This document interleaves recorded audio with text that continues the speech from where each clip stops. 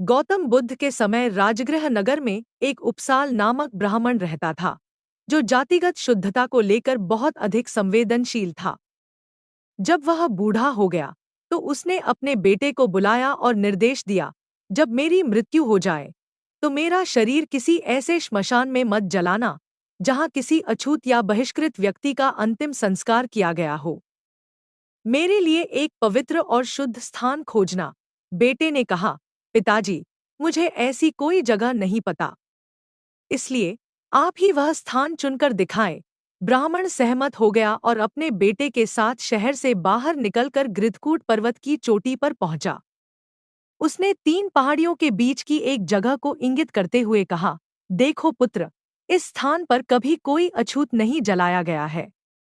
यह स्थान शुद्ध है, मेरा दाह संस्कार यहीं करना।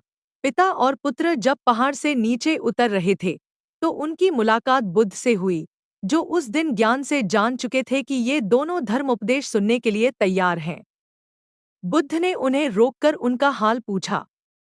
बेटे ने अपने पिता की अंतिम इच्छा और उनके द्वारा चुने गए शुद्ध श्मशान स्थान के बारे में बताया।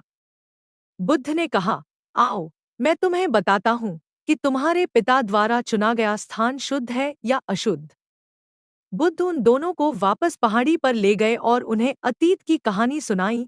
बहुत समय पहले इसी राजगृह नगर में यही ब्राह्मण उपसाल और उसका यही पुत्र रहते थे।